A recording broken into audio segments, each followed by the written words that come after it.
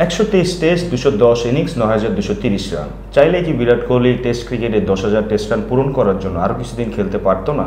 কিন্তু না, বিরাট কোহলি এইভাবে ভাবেননি। ইতোমধ্যেই তিনি টেস্ট ক্রিকেটকে বিদায় জানিয়েছেন তার ইনস্টাগ্রাম পোস্টের মাধ্যমে। এই ব্যাপারে কথা বলার জন্য ক্রিকেট 97-এর এডিটর শিহাব হাসান খানকে আমরা আমাদের স্টুডিওতে আজকে দেখেছি। তো শিহাব ভাই, এই যে বিরাট কোহলি 10,000 টেস্ট রান করার আগেই অবসরের সিদ্ধান্তটা নিল, এই যে দর্শকরা যেভাবে চিন্তা করতেছে যে উনি চাইলে আরও কিছুদিন খেলে 10,000 টেস্ট রান পূরণ করার যে ব্যাপারটা, এটা না করে যে থেমে গেলেন, এই ব্যাপারে আসলে আপনি কীভাবে চিন্তাভাবনা করছেন, এটা নিয়ে যদি আমাদেরকে একটু জানাতেন। যেমনটি আপনি বললেন যে বিরাট কোহলির 9,230 রান, 770 রান খুব বেশি রান না। চাইলেই যে ফিটনেস তিনি ক্যারি করেন, চাইলেই তিনি আরও বেশ কিছুদিন খেলতে পারতেন। এবং বিসিসিআইও আমরা গত কয়েকদিনের নিউজ যেটা দেখেছি যে বিসিসিআইও চেয়েছিলেন যে সামনে কিন্তু ভারতের ইংল্যান্ড সিরিজ, সেখানে তিনি খেলতে পারতেন এবং তাকে খেলানোর জন্যই চেষ্টা করছিল বিসিসিআই। কারণ রোহিত শর্মা কিছুদিন আগে অবসর নিয়েছেন, একটা ভ্যাকিউম সৃষ্টি হচ্ছে, নতুন ক্যাপ্টেন হবেন হয়তোবা শুভমান গিল। সেক্ষেত্রে তার পক্ষে তার দলে যদি সিনিয়র ক্রিকেটাররা থাকতেন, বিরাট কোহলির মতো ক্যালিবারের ক্রিকেটার থাকতেন, সেটা অবশ্যই ভালো হতো। কিন্তু যেমনটি আপনি ইন্ট্রোতে বলছিলেন যে কিংবদন্তিরা হয়তো বা এভাবে ভাবে না। তিনি ইনস্টাগ্রাম পোস্টের কথা আপনি উল্লেখ করলেন, তিনি সেখানে লিখেছেন যেটা সহজ ছিল না, তবে এখনই রাইট সময়। অ্যাথলেটরা বুঝতে পারেন ঠিক কোন সময় তাদেরকে বিদায় বলতে হবে। অনেক অনেক ফ্যাক্টর কিন্তু কাজে সামনে আসে, যে আপনার এন্ডোর্সমেন্ট, আপনার অনেক কিছু অ্যাট স্টেক থাকে। যে আপনি যখন বিদায় বলতে চান, আপনার অনেক ফ্যাক্টর নিয়ে ভাবতে হয় যে আপনি এর পরে কতটুকু প্রাসঙ্গিক থাকবেন। তিনি কিন্তু T20 বিশ্বকাপ জেতার পর T20-কে বিদায় বলেছেন, আর মাত্র একটা ফরম্যাট তিনি খেলবেন, হয়তোবা 2027 ওয়ার্ল্ড কাপের পর সেখানেও তাকে দেখা যাবে না। তো তাকে কিন্তু অনেক কিছুই ভাবতে হয়েছে যে আমি টেস্ট ক্রিকেটকে বিদায় বললে আমি কতটা প্রাসঙ্গিক থাকব, অনেক কিছু কিন্তু ভাবনা চিন্তার মধ্যে আসে।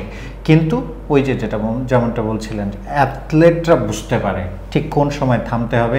এবং টেস্ট ক্রিকেটে আমি যদি তার পরিসংখ্যান বলি, আপনি ওভারঅল স্ট্যাটের কথা বললেন, কিন্তু পার্থে সেঞ্চুরি করার পর কিন্তু 7 ইনিংসে তার কোনো 50 ইনিংসও নাই, এবং তারও 15 ইনিংস আগে তিনি আগের সেঞ্চুরিটা করেছিলেন, 30টা সেঞ্চুরি, 31টা 50। কনভার্সন রেট দেখেন দুর্দান্ত। কিংবদন্তিরা এরকমই হয় টেস্ট ক্রিকেটে, আপনার সেঞ্চুরি কনভার্সন রেটটা অনেক গুরুত্বপূর্ণ। বিরাট কোহলি সবসময় ডেলিভার করেছেন, 254 নট আউট তার সর্বোচ্চ।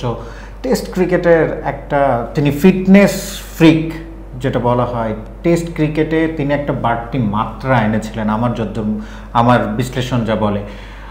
সেক্ষেত্রে অবশ্যই আপনি যেটা বলছিলেন যে 10,000 রানের জন্য তিনি হয়তোবা খেলতে পারতেন, কিন্তু বিরাট কোহলি শুধু রান, কিছু স্ট্যাট বাড়ানোর জন্য অবশ্যই খেলার মতো লোক তিনি নন, এবং তিনি সেটা করেননি।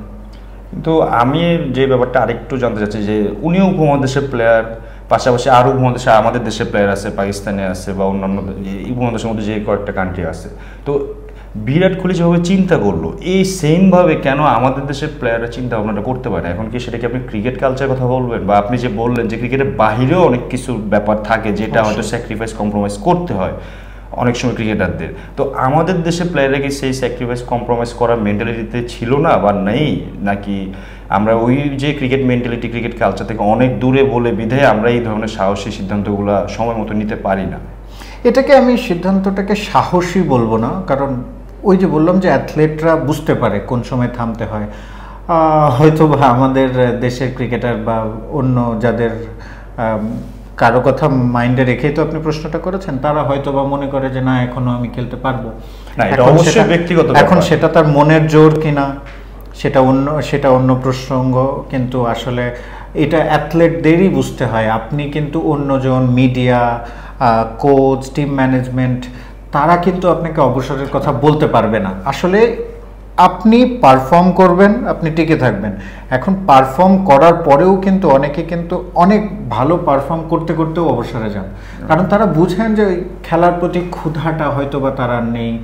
তিনি আর হয়তো বা যেভাবে তিনি মনে করেন যে তিনি খেলতে পারেন সেভাবে খেলতে পারছেন না, একটু কম খেলছেন, একটু ডিটেরিয়েট করলেই তারা কিন্তু খেলাটাকে ছেড়ে দেন। এখন এটা একেবারেই ব্যক্তিগত ব্যাপার, যে মানে কে কি মনে করছে, কেউ আরও কিছুদিন প্রলং করতে চায় কিনা তার ক্যারিয়ারটা, এটা অবশ্যই তার ব্যাপার। কিন্তু কিছু ফ্যাক্টর তো থাকেই, যে আপনি পারফর্ম যখন করবেন না, আপনি খেলতে চাইবেন, আপনি তো অটোমেটিক্যালি বাদ পড়বেন।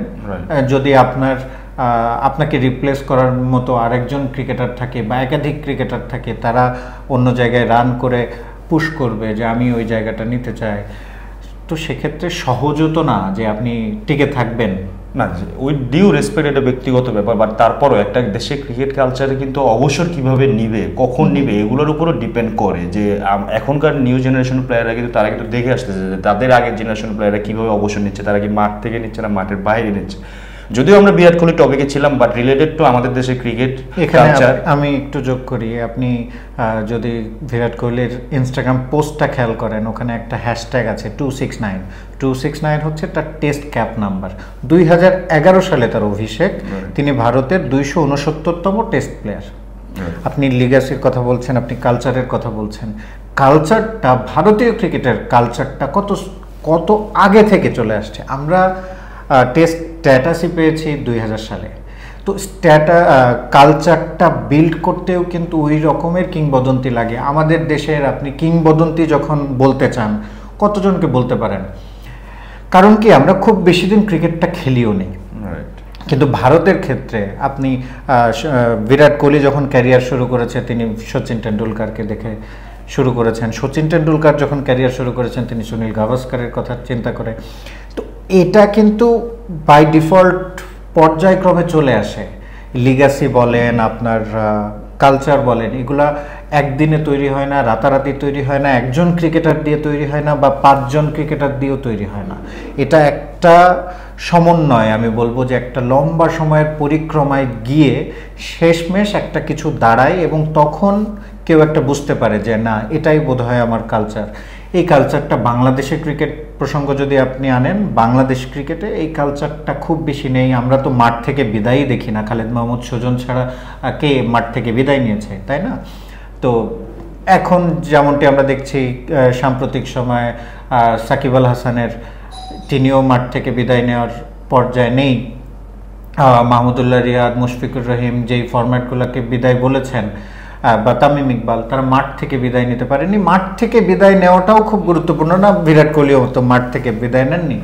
কিন্তু এই যে কালচারের কথাটা বলছেন, এটা আসলে সময় সাপেক্ষ ব্যাপার, এবং এটা একটা লম্বা প্রসেসের ব্যাপার। এটা আসলে হুট করে চলে আসবে না। কোনো এক ব্যক্তিগত, মানে কোনো এক ব্যক্তি এটা পরিবর্তন করে ফেলতে পারবেন না, বা 5 জন 6 জন মিলেও পরিবর্তন করা যাবে না। এটা আসলে লম্বা সময়ের ব্যাপার। তো এই কালচারের কথা ধরেই আমরা বলতে চাই যে আমরা আসলেই দর্শক হিসেবে বলি, বা আমরা ক্রিকেট সংশ্লিষ্ট যারাই আছে, আমরা সবাই চাই যে আমাদের দেশের প্লেয়াররা যথাযথ সম্মানের সহিত মাঠ থেকে বিদায় নিক। এটা আসলে বাইরের থেকে দেখতেও ভালো লাগে। তো বিরাট কোহলি টেস্টে যে অবসর নিল, এই জন্য বিরাট কোহলির জন্য পরবর্তী শুভকামনা আমাদের পক্ষ থেকে। কমেন্ট বক্সে আপনাদের মতামত জানাবেন। ধন্যবাদ সবাইকে।